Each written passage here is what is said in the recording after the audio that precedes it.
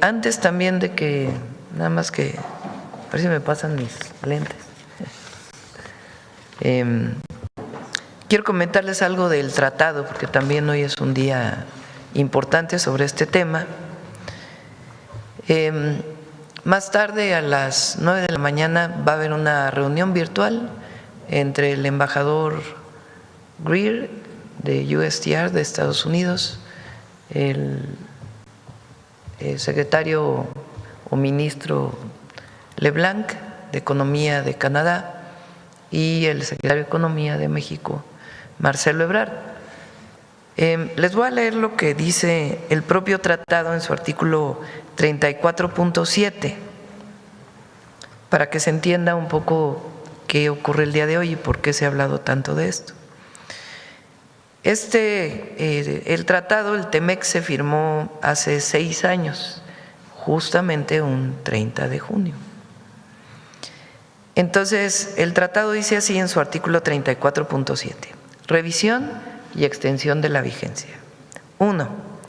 Este tratado terminará 16 años después de la fecha de su entrada en vigor, a menos que cada parte confirme que desea continuar este tratado por un nuevo periodo de 16 años, de conformidad con los procedimientos establecidos en los párrafos 2 a 6, que leo a continuación. 2. En el 6º aniversario de la entrada en vigor de este tratado, la Comisión se reunirá para realizar una revisión conjunta del funcionamiento de este tratado, revisar cualquier recomendación de tomar medidas presentadas por una parte y decidir sobre cualquier medida apropiada. Cada parte puede proporcionar recomendaciones para que la Comisión tome medidas al menos un mes antes de que tenga lugar la reunión de revisión conjunta de la Comisión. 3. Como parte de la revisión conjunta de la Comisión, cada parte confirmará por escrito, a través de su jefe de gobierno, si desea prorrogar la vigencia de este tratado por otro periodo de 16 años. Así lo hicimos Canadá y México.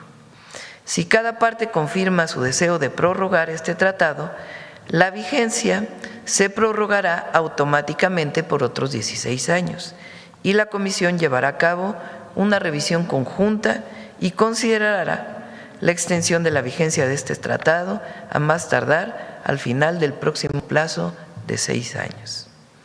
4. Si como parte de una revisión de 6 años, una parte no confirma su deseo de prorrogar la vigencia de este tratado por otro plazo de 16 años, la Comisión se reunirá para realizar una revisión conjunta todos los años por el resto de la vigencia del tratado. Es decir, si Estados Unidos no envió la carta o envía la carta el día de hoy de que quiere una prórroga de 16 años, el tratado se mantiene hasta su vigencia, que son los próximos 10 años. Y en todo caso, habría una revisión cada año. Si una o más partes no confirman su deseo de prorrogar este tratado por otro término de 16 años, al finalizar una revisión conjunta, en cualquier momento entre la conclusión de esa revisión y la expiración de este tratado, las partes podrán prorrogar automáticamente la vigencia de este tratado por otros 16 años al confirmar por escrito, a través de sus respectivos jefes de gobierno, su deseo de prorrogar este tratado por otro plazo de 16 años. Es decir, no es una fecha límite hoy, sino que si no se envía la carta por parte de Estados Unidos de los próximos 16 años, se mantiene el tratado por los 10 años que tiene su vigencia. Solamente que queda una revisión anual y en este periodo se podrá determinar qué características tendría esa revisión anual. Eso es muy importante. Sin embargo, si en 5 meses o 3 años las 3 partes dicen podemos prorrogarlo otros 16, se puede prorrogar otros 16. Es decir, no es que ya no se pueda volver a prorrogar. Puede prorrogarse en 4 años, decidir, se prorroga por otros 16 años. Eso es lo que dice el propio tratado. 5. En cualquier momento en el que las partes decidan prorrogar la vigencia de este tratado por otro periodo de 16 años, la Comisión llevará a cabo revisiones conjuntas cada 6 años a partir de entonces, y las partes tendrán la capacidad de prorrogar este tratado después de cada revisión conjunta de conformidad con los procesos previstos en los párrafos 3 y 4, que ya leí. 6.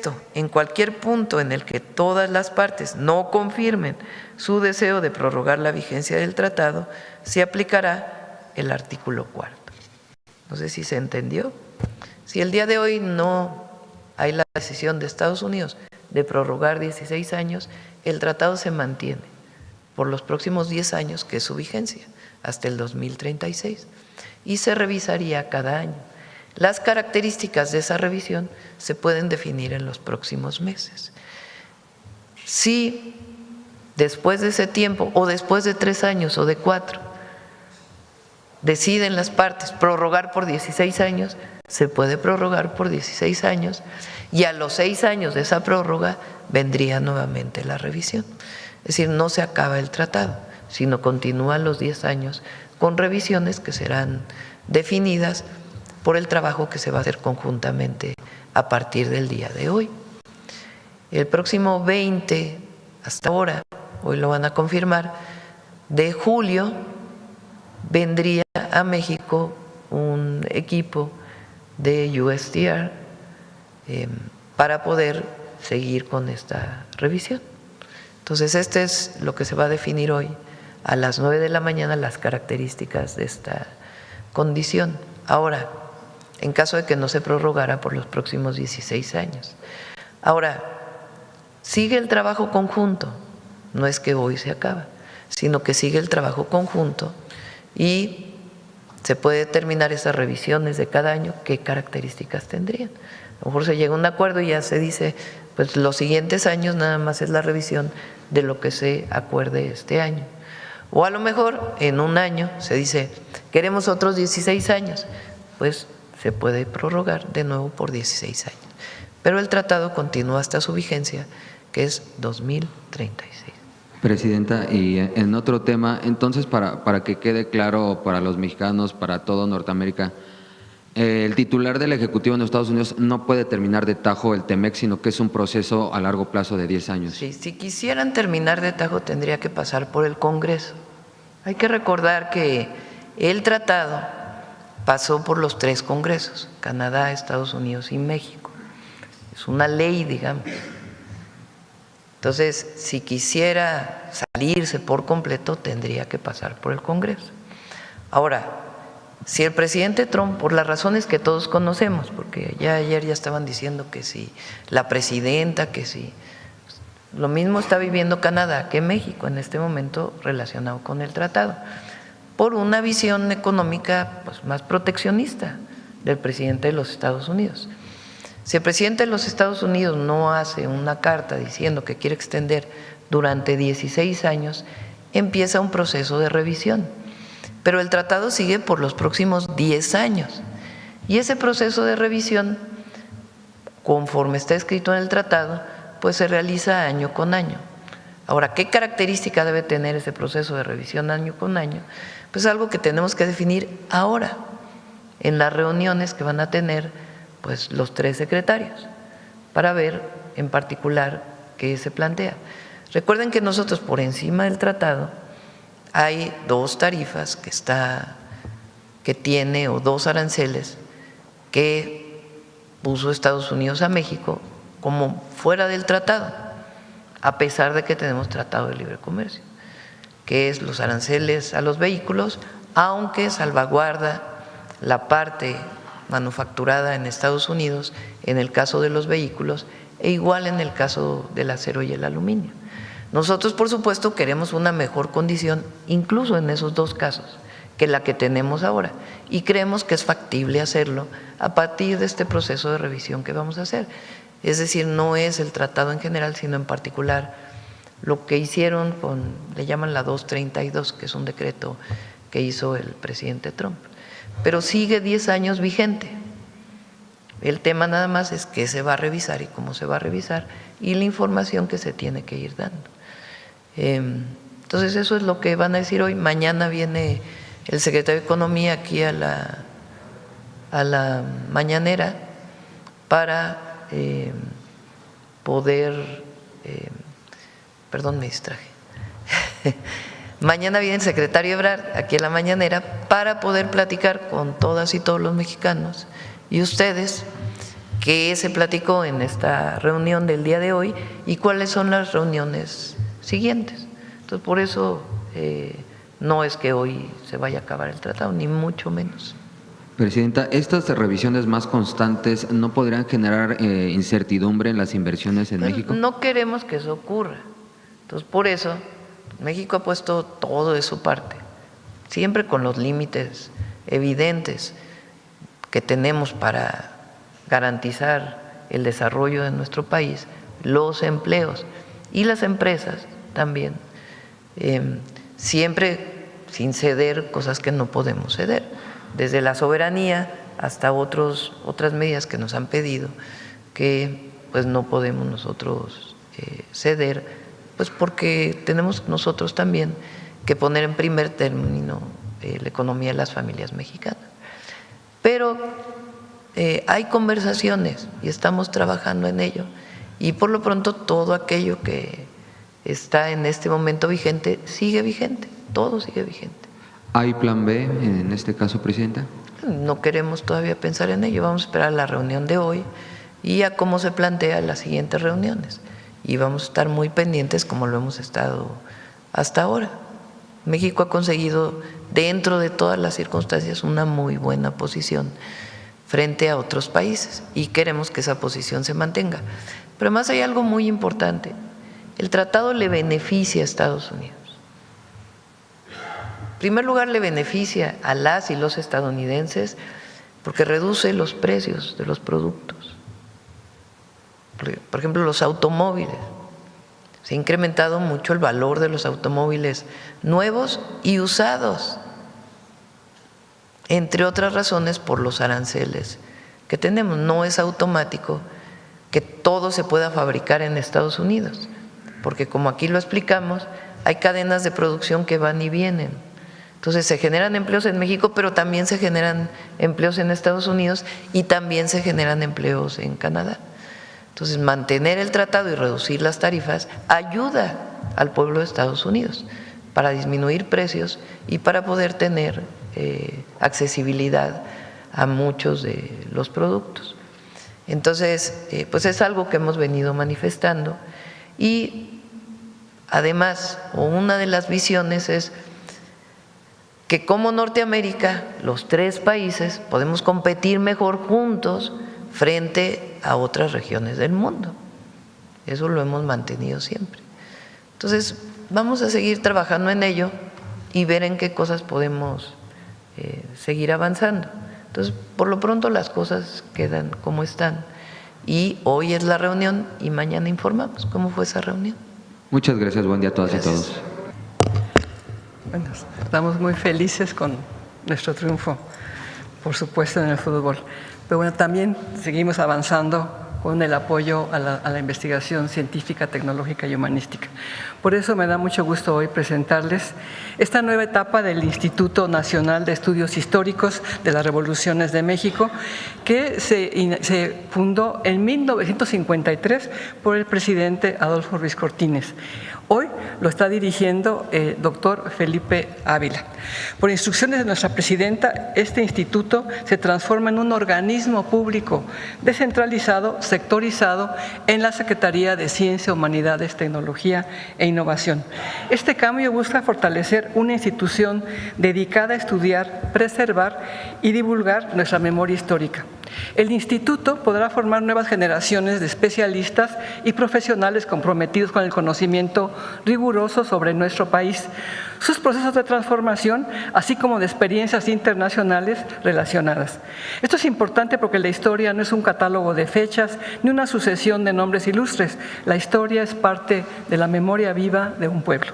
La incorporación del Instituto al Sistema Nacional de Centros Públicos que coordina CECITI fortalecerá las capacidades nacionales en ciencias sociales y humanidades, junto con instituciones de gran trayectoria como el Centro de Investigación en Docencia Económica, el CIDE, el Instituto Mora, el Centro de Investigaciones y Estudios Superiores en Antropología Social, el CIESAS, el Colegio de la Frontera Norte, el Colegio de Michoacán y el Colegio de San Luis Potosí. Un tema entre muchos que nos ha indicado la presidencia es tener atención e investigación en el avance de la extrema derecha en distintas partes del mundo.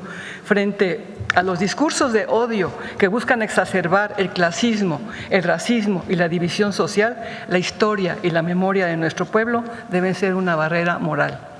Quienes estamos comprometidos con la libertad, la justicia social y las instituciones democráticas, tenemos la responsabilidad de redoblar esfuerzos para defender y promover los principios que han hecho de México una nación, una gran nación. Con este instituto fortalecemos la memoria histórica como un bien público, la educación superior como un derecho y el conocimiento como una herramienta para construir un país más democrático, más justo y más solidario. Muchas gracias. Enseguida va a presentar el proyecto el doctor Ávila, por favor. Gracias.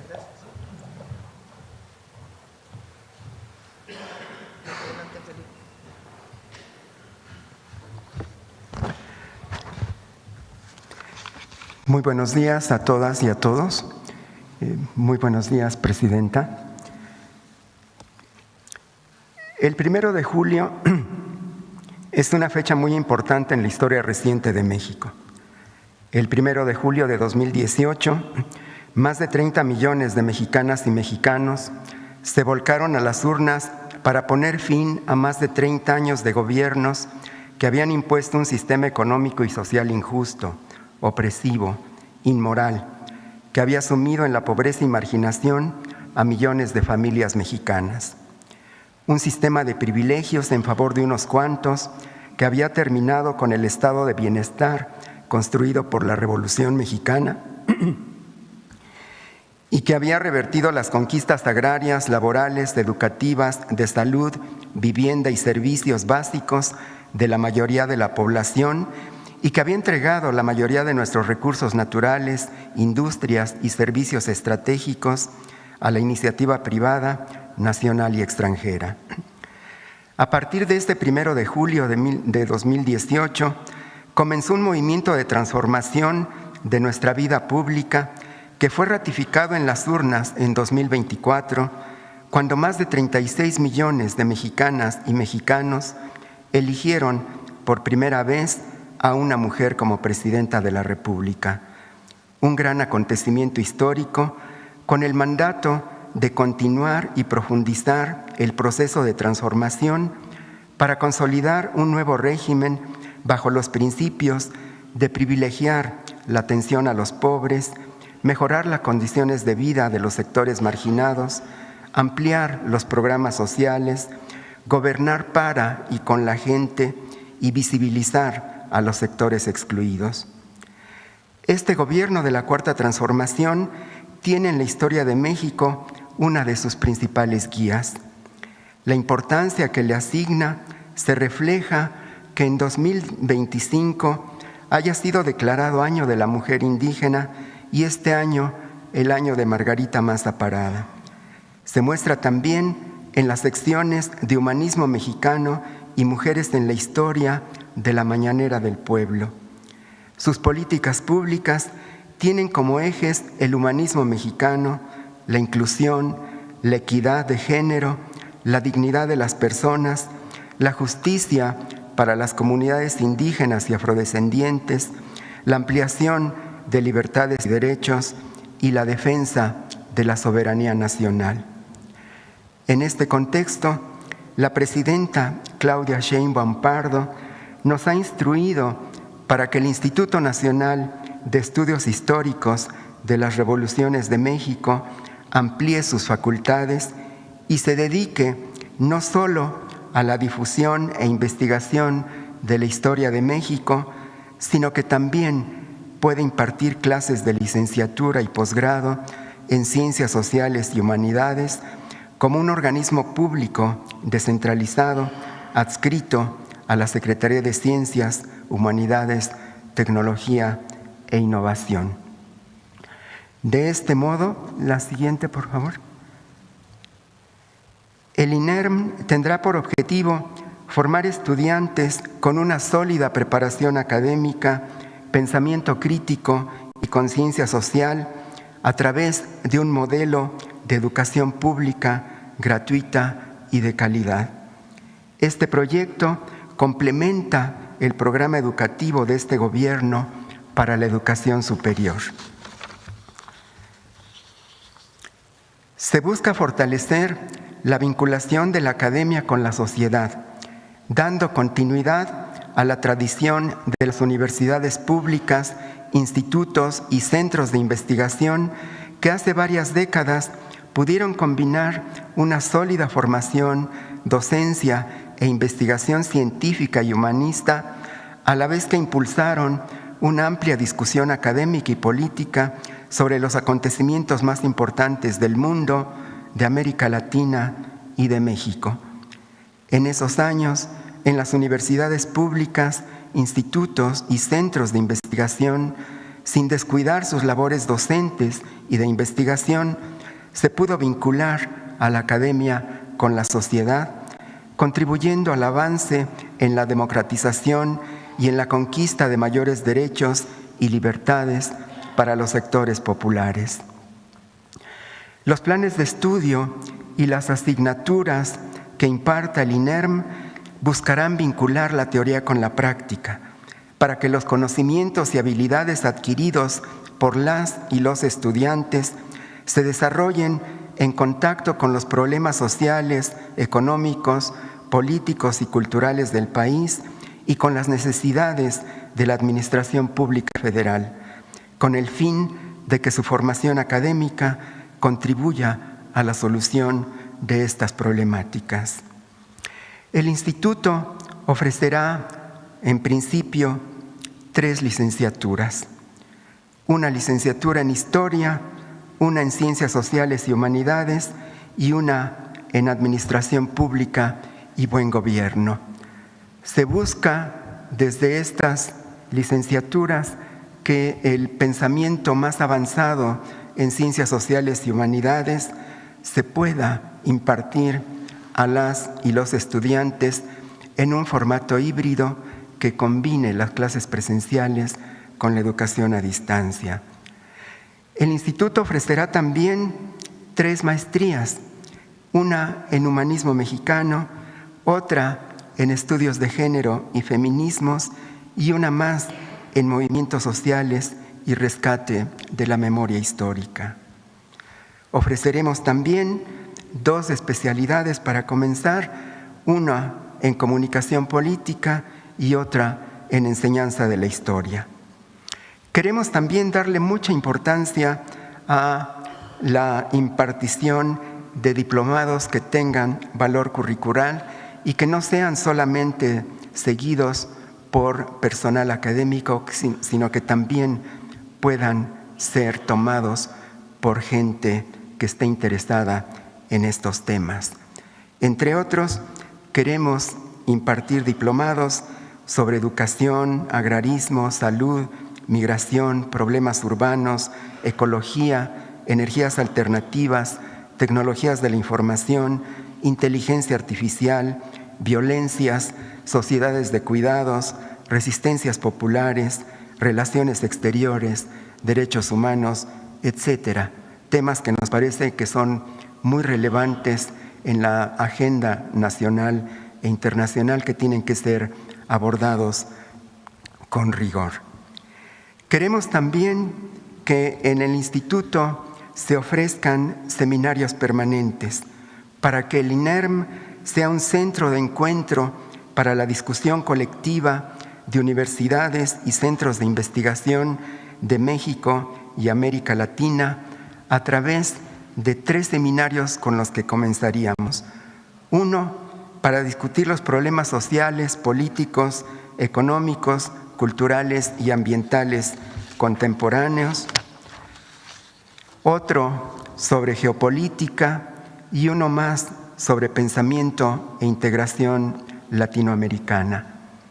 La presidenta nos ha instruido también para que le demos un gran impulso a las publicaciones que se nos hacen necesarias que lleguen a la máxima cantidad de gente posible.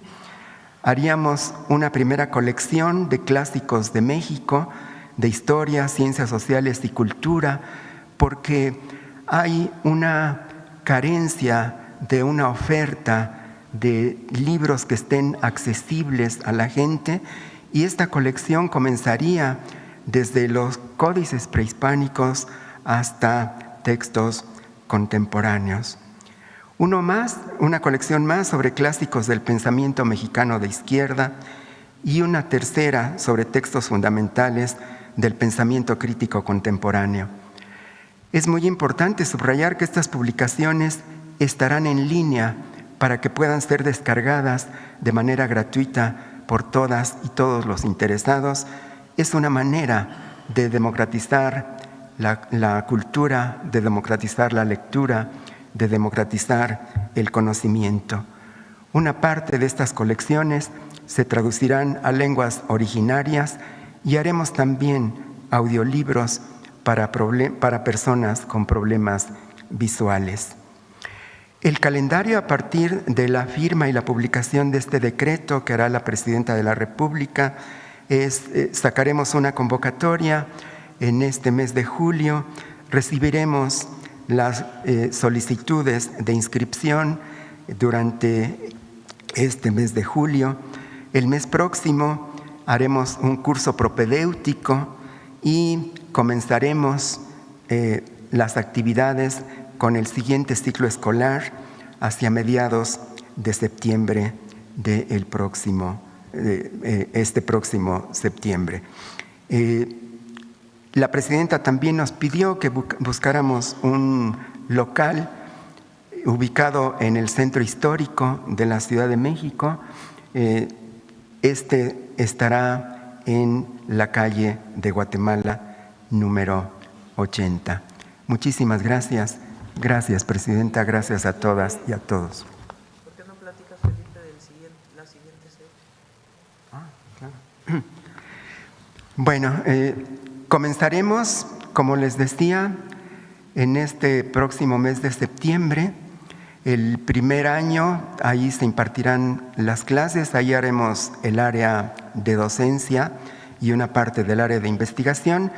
Y como la intención es que nuestra oferta académica crezca, que pueda incorporar a más estudiantes, hombres y mujeres, y que ofrezca otras carreras de licenciatura y otras maestrías. En particular, la presidenta me ha pedido que vayamos preparando una licenciatura en economía, que se nos hace también muy necesaria. Para el próximo año también tendremos instalaciones en el exconvento de Jesús María, que está siendo ya remodelado por el Instituto Nacional de Antropología y de Historia, y que estará listo para poder ampliar nuestra oferta académica y nuestras actividades para el próximo año. Gracias, Felipe. Gracias. Algunas de las personas que han participado.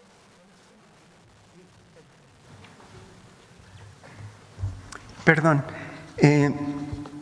La presidenta nos ha pedido también que integremos un cuerpo colegiado académico con gente del más reconocido prestigio en ciencias sociales y humanidades.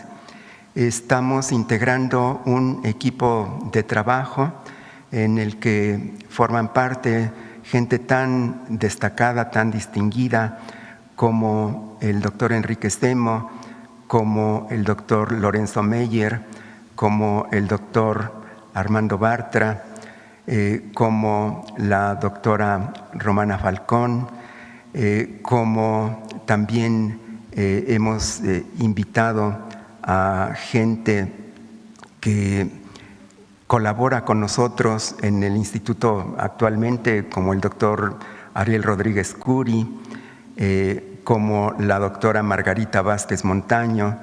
Es un cuerpo colegiado integrado por personalidades de reconocida trayectoria y de pensamiento progresista dentro de la Academia Mexicana, pero que también va a integrar a nuevas generaciones.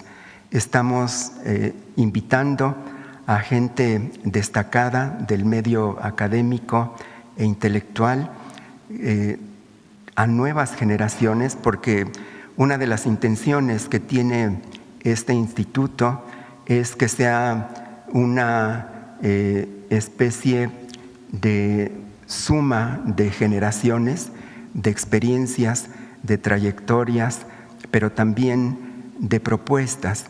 Y también nos ha pedido la presidenta que invitemos a gente destacada del pensamiento crítico latinoamericano que está haciendo una labor importante en sus respectivos países y que en estos momentos en que hay un ascenso de los movimientos de derecha y de ultraderecha en América Latina, pues queremos que estas personas puedan ser parte de esta discusión colectiva con una visión mucho más amplia, con una visión latinoamericana, para que podamos ir cerrando filas para detener estas amenazas para la civilización que representa el ascenso de las derechas y las ultraderechas en América Latina, pero también en el mundo. Bueno, para que no se diga que este instituto es a costa de los demás, todos los institutos que existen ahora del sistema de la CECITI, este año abrimos 200 plazas para esos institutos, algo que no se hacía en más de, no sé, 10, 15 años, que se están en este momento procesando, y el apoyo pues que se le da a las instituciones públicas que ya existen y la formación de esta nueva institución. Y es relevante que sea un 1 de julio, a 8 años del triunfo de la Cuarta Transformación. Bueno, ahora sí vamos a las preguntas. Ahí está el decreto, lo firmamos, sí.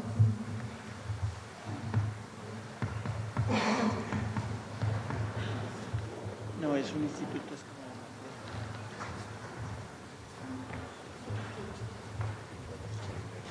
Sí.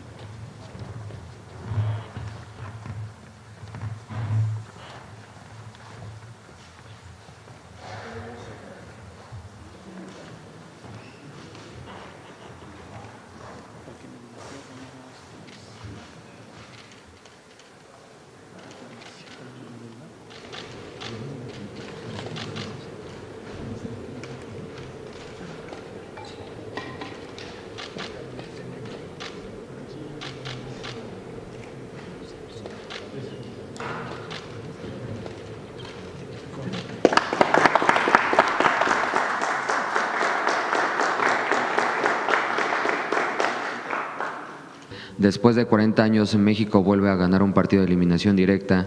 En la historia de los mundiales, solamente 3 selecciones han ganado 4 partidos consecutivos sin recibir gol. El Brasil del 86, Italia 90.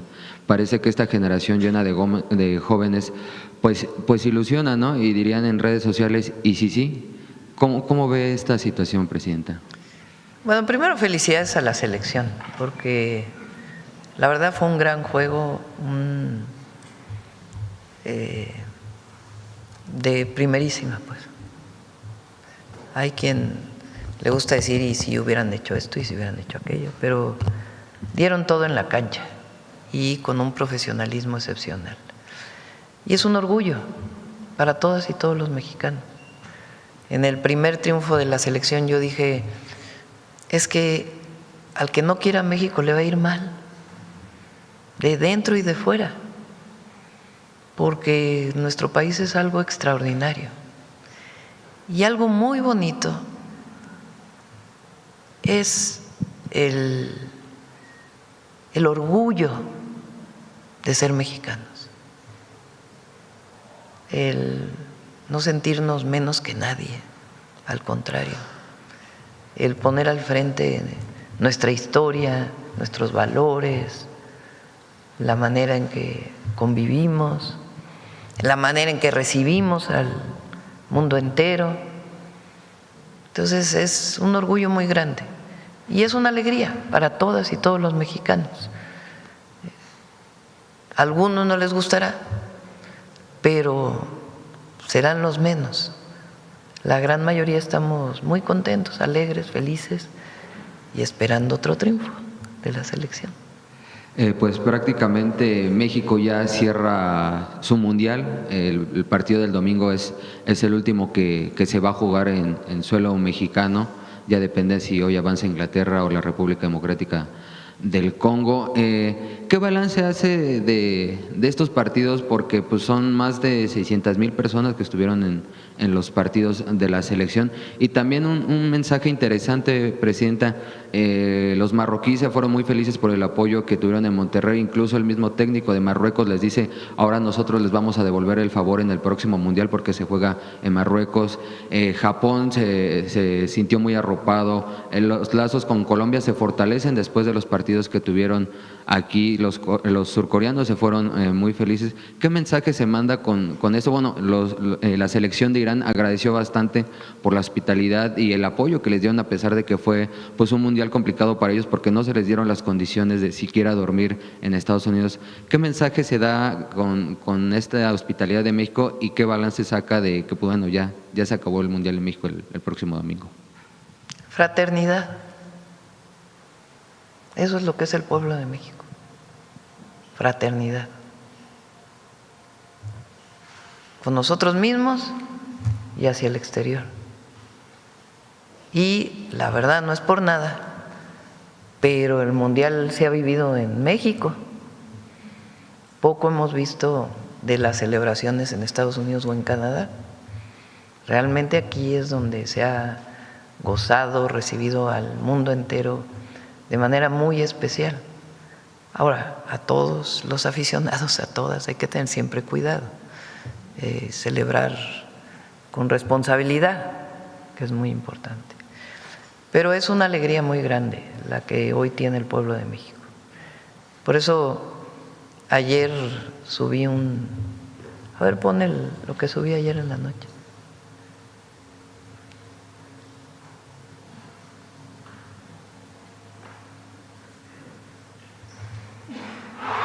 No, el texto, por favor. El último texto.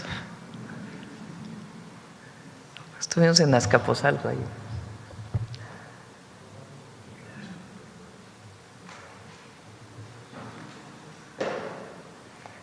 Jugaron con el corazón, con el alma y con orgullo. Hoy nuestra selección nos regaló una alegría inolvidable y demostró que nunca debemos dejar de creer en México. Gracias por defender nuestros colores con pasión y por hacer que todo un país celebre unido. Que siga sonando fuerte el grito de gol, ¡Viva México! Eso es lo que ganó, estábamos ahí, me subí al auto para regresar para acá y ahí fue lo que salió del alma en ese momento. Vamos a ponerlo en dos términos o en tres. El primero es un triunfo de la selección, eso es muy importante, porque no debemos ser oportunistas de decir otra cosa. Es una gran selección, salió a jugar y hay algo muy especial que es el orgullo de ser mexicano, ahí sí. Y eso es lo que vivimos hoy en México, no se vivía en otras épocas. Yo acabo de cumplir 64 años, siempre hemos sido orgullosos y orgullosas de ser mexicanos, pero hoy es algo muy especial lo que se vive. Pero es un triunfo de la selección y hay que ponerlo en ese justo término y la alegría que los 26 jugadores, son 26, ¿verdad? Le han dado al pueblo de México. Ahí hay que dejar en esa parte. Ahora, en primer lugar, se vive una enorme libertad en el país. No podría haber 1 millón de personas celebrando si no hubiera libertades. Entonces, esta idea que han querido decir que en México no hay libertades, que hay autoritarismo, que pues no podríamos estar viviendo lo que hemos vivido durante todos estos días si no hubiera libertades en el país. Y democracia. ¿Algún teléfono por ahí? Libertades y democracia, que es muy importante. Y ese es el clima que se vive en México. Si fuera un país autoritario que no permitiera que saliera a celebrar la gente, pues entonces estaríamos en otra condición. Aquí se vive un ambiente de libertad enorme, particularmente en la Ciudad de México. Y eso hay que ponerlo en su justa dimensión. Ahora, ya el tema de Ecuador, pues qué bueno que ganó México, vamos a ponerlo así. Podemos invitar al canciller para que pueda dar mayor información. Ayer leía de estos adversarios que no nos quieren nada, de la ultraderecha, que por culpa de nosotros no hay buena relación con países de América Latina. Así lo ponían, ¿no? Por culpa del gobierno de la transformación o de los gobiernos de la transformación, no hay buenas relaciones con América Latina. Entonces hay que recordar, México rompió relaciones con Ecuador porque Ecuador invadió la embajada de México en Ecuador.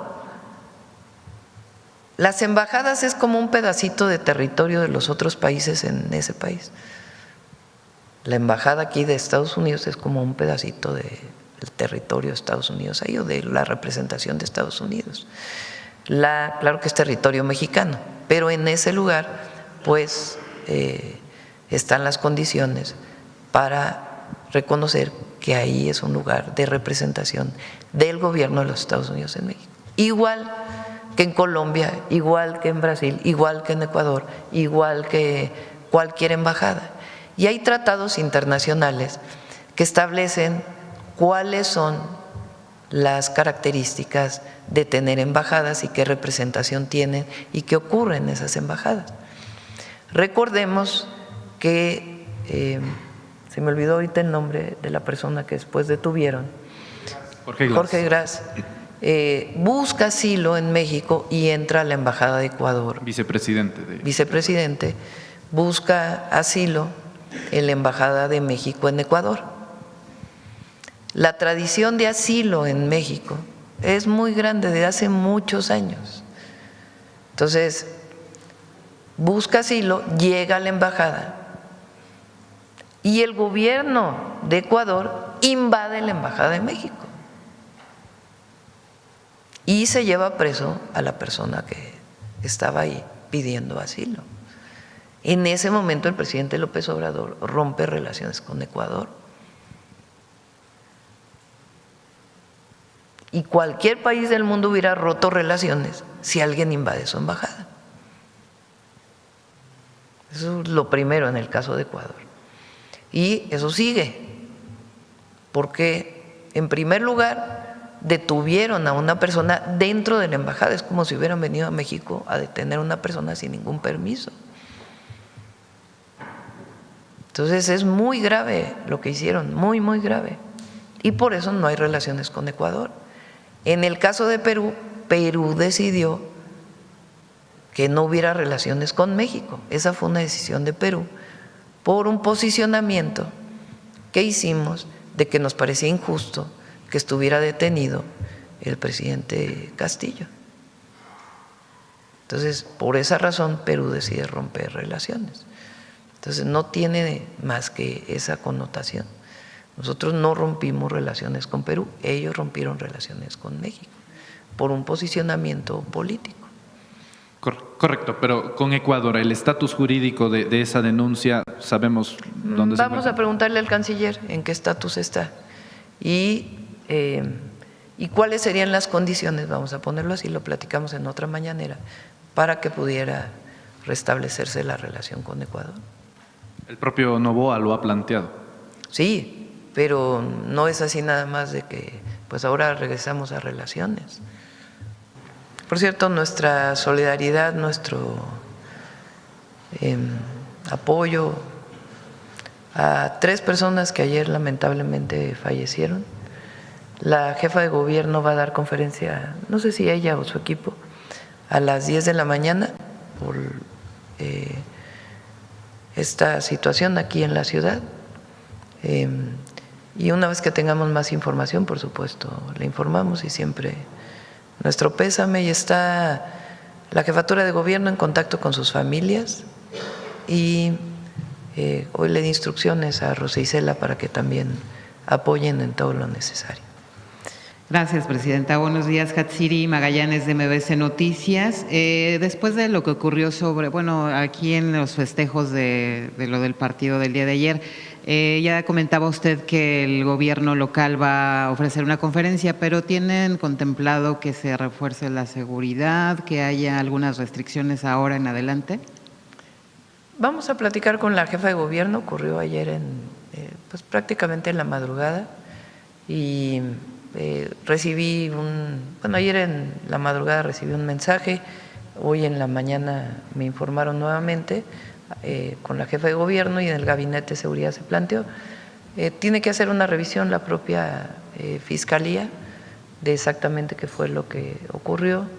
De todas maneras, ya se está apoyando a las familias por parte del gobierno de la ciudad, y vamos a hacerlo nosotros también. Y en efecto, pues hay que celebrar con responsabilidad. Vamos a ver exactamente qué ocurrió y ver si para el domingo se requerirían algunas acciones pues de prevención, sobre todo. Por otro lado, preguntarle sobre esta información que surgió de una sanción que hizo el Departamento del Tesoro de Estados Unidos a unas personas que están vinculadas al delito del huachicol fiscal y a su vez vinculadas con el cártel Jalisco Nueva Generación. Se informó que este dinero lo utilizan para financiar también algunas campañas electorales aquí en México.